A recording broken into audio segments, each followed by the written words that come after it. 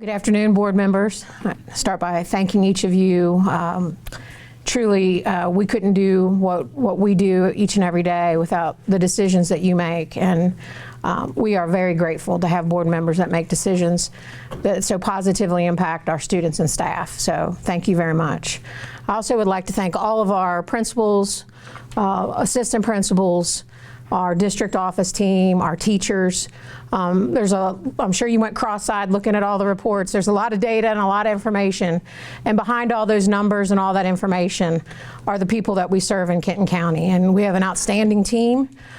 Truly, you won't find a harder working group of individuals sitting in this room and a lot of people not in this room. So I just want to give a big shout out to our team for all of the work as well. So you've had the report, and as I said, there's a lot of information. I'm not going to follow the report in the order that it's on the screen. I'm really going to highlight a lot of our sustained success, talk about some data sets that we would like to continue to improve and grow, and what systems and structures and strategies we have in place to address that continuous improvement. Everything is obviously very aligned to our action plan, to our mission, to our vision, to our goals, and we try to take complex things and make them as simple as we can in our school district. We always are very responsible and remember the why, because again, there's a lot of information on the screen, there's a lot of work, and we always try to stay grounded in why are we spending our time doing this? Why is this important? Why is this best for kids? And we know that if we need to equip our students, we have to equip our staff in doing that. So we try to stay grounded with our why at all times.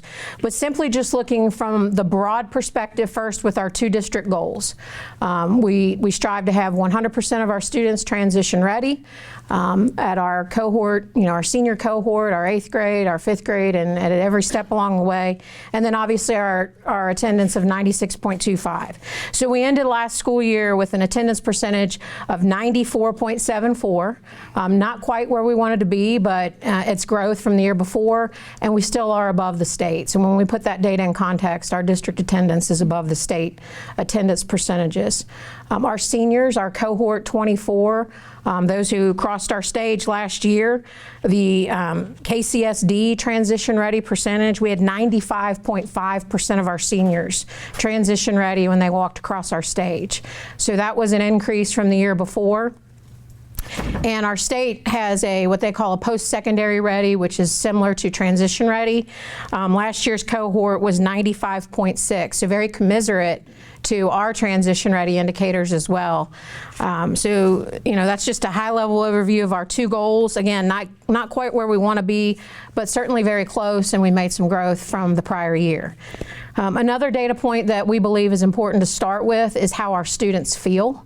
And when they take that survey, the Safety and Climate Survey, 95% of our KCS students said they feel safe in school. And we know the importance of feeling safe in school in order to learn at your maximum potential.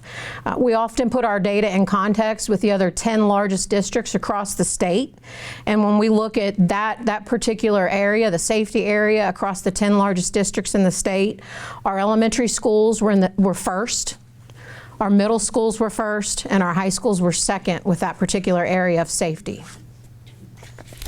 So looking at the big picture, when we look at percentages of students reaching proficiency as defined by our state assessment, for the 4th consecutive school year, the Kenton County School District is above the state average with students reaching proficiency at every level, elementary, middle, and high, and in all content areas, except one by a very close margin. We've placed a lot of emphasis on reading the past year or so, and I'd just like to share some of those differences with our percentages of students reaching proficiency compared to the state. At the elementary level, the combined 3rd, 4th, and 5th grade students reaching proficiency in the Kenton County School District was 10 percentage points above the state average. It was the exact same way in the middle school. 10 percentage points, 6th, 7th, and 8th graders were 10 percentage points above the state average at the middle school. And at the high school level, we were 8 percentage points above the state average with the percentages of proficiency. In some other content areas, for example, at the elementary level in math, we were 18 percentage points above the state average. In the middle school writing, we were 20 percentage points above the state average with students scoring proficient or distinguished. So again, that's 4 consecutive years we've been looking closely at that data, and Kenton County surpasses the state average by quite a bit. As Dr. Webb just shared, we have 13 of our 18 schools performing very high or high according to our state assessment model. Another point of pride that we really want to celebrate is this time last year we sat before you and we had 3 schools with the federal classification of TSI, which stands for Targeted Support Improvement, and we reduced that and we no longer have any of our schools with that federal classification. Dr. Webb, correct me if I'm wrong, but in the top 10 of the top 10 largest districts across the state, there's only one other district that shares being able to celebrate that they also do not have any federal classifications. So certainly very proud.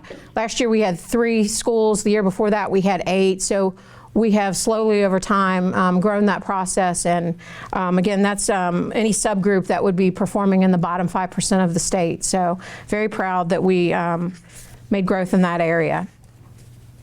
Our EL scores, they take a test every January or February that's called Access, and that measures the proficiency of their English acquisition. Last year we had 540 EL students tested, and 82% of those 540 students showed growth. We exited 76 students, and that's 14% of that population. So we know the importance of our students needing to understand English before they can really maximize their learning with content and standards. We do give an internal district progress monitoring tool, and there is a very close alignment between the data that we get throughout the year measuring if they are improving their English proficiency. That very tightly aligns to the scores that we get in Access. So it really helps guide our instruction throughout the year for that population of students. Our graduation rate, very pleased and proud of our graduation rate. That is another area where we are above the state by about almost 6 percentage points above the state as a district. Our 4-year increased in the past year from a 95.6 to a 97.9. And again, we are ranked first as that overall indicator score among the top 10 largest districts in the state with our graduation rate. ACT scores are also above the state in every academic area as well as the overall composite score. So, you know, that just brings me to some points of pride. Mary Beth's going to pull that up on our screen here. We published this last year. I can't even read. I'd run out of time with my time limit to read all of the positive data sets, some of which we've already shared. But you can scroll through and see we have schools with overall scores. We have schools with certain populations of students and certain content areas. We look at how we compare among the 10 largest districts in the state to how we compare across the state. For example, our elementary schools as a whole are in the top 25% of the state. Our middle schools as a whole are in the top 20% of the state. So that document, if you, it gives us goosebumps and causes us to have a big smile. Again, there's a lot of numbers on there, but we know behind all of those numbers are our staff members and students and parents and all of our stakeholders who are pouring a lot into what we believe in for kids. So that point of pride sheet just really has grown since we started creating it, and we know that it continues to do so for our students. Not on that point of pride sheet, but some points of pride that I would like to highlight again.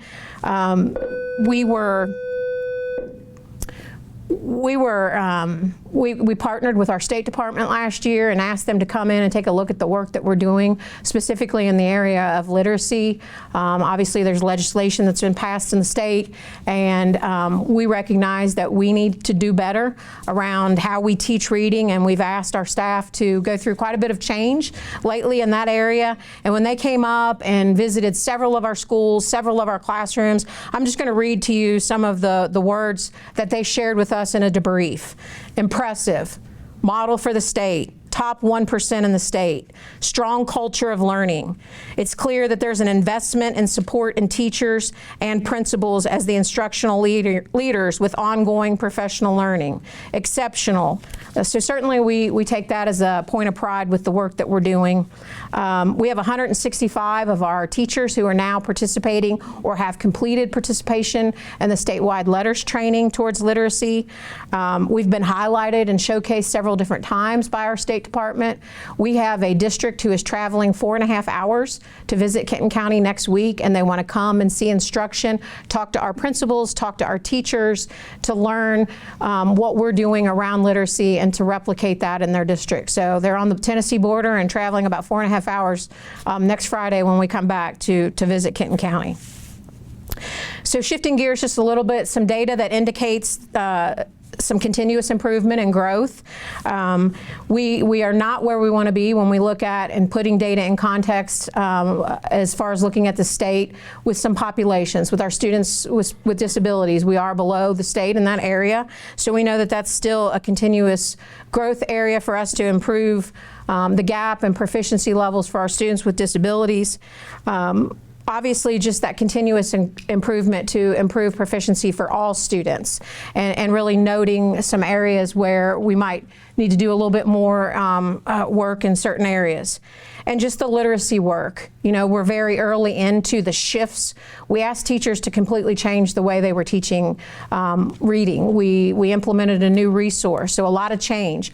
Our principals are really owning that instructional leadership role. So, you know, we're excited with the work that we've accomplished so far, but we know that there's a lot still for us to do. You know, and really to address those growth areas, there's not a lot new that we share, we refine, but overall our systems, our strategies, our structures are really about knowing our standards, making sure that building principals know the standards the way they need to know them as principals. Clearly they can't know every standard as a principal with every content area and every grade level, but it's really about equipping our people. We know the number one way to invest in our kids is to invest in our people. So it's really that continuous professional learning about knowing the standards. Now we are equipping our people with resources, so it's really furthering that learning with the resource. Last year we had a great first initial year implementing the HQIR K-12 in literacy and 6 to Algebra 1 and numeracy. So now in year 2, there's more of that comfort level. Teachers are not in that stage where I don't know what I don't know, and they're beyond really the acclimation of that resource, and now they're really coupling that resource with the standards to really intentionally plan learning and provide quality measures of checks for learning for students. And just, you know, our responsibility, and something that we're really enhancing our work with principals, is equipping them to really build solid systems to understand data over time, so that they can make the most informed decisions for the long game, but in real time with the data that they have in real time. So we've invested, one of our power strategies that you can see throughout this report, we've invested a lot of time and money in lesson planning. And you might say, lesson planning's, that's an old strategy. Everybody's used to lesson planning. So we really, when we say lesson planning, we've coined a word that actually our State Department, that was their lone recommendation when they visited us last year. They said, where are you all with internalizing this comprehensive resource you now have, the standards, and putting them together so that teachers really are understanding the power of intentional planning? Because we have data that shows where there really is intentional planning, we see the differences in the student outcomes from that classroom instruction. So we've invested in paying for subs from our office, and we just completed our first round where numeracy and literacy, every grade level, has come together, collaborated around what do these standards mean? How can we use this resource to get to our standards? And they actually applied the training to plan. So it was a work session as well. And the feedback from our principals, the feedback from our teachers, from everybody has just been extremely positive. So that's a big strategy that we're focusing on. Just continuing to stay focused on, making sure that we have quality measures of student learning, and really staying focused. We have 2 district instructional priorities.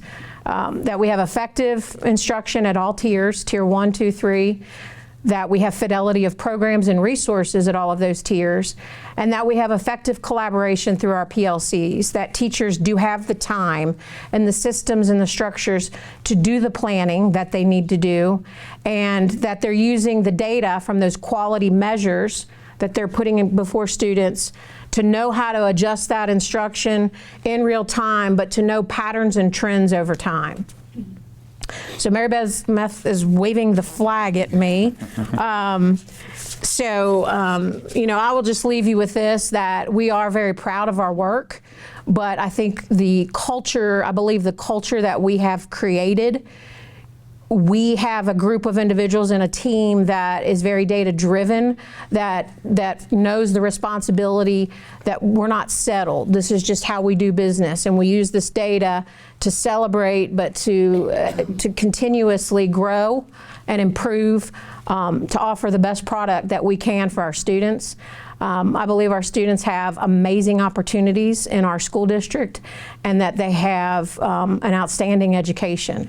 And I just want to thank you all for allowing us to do what we do in the buildings with students and staff.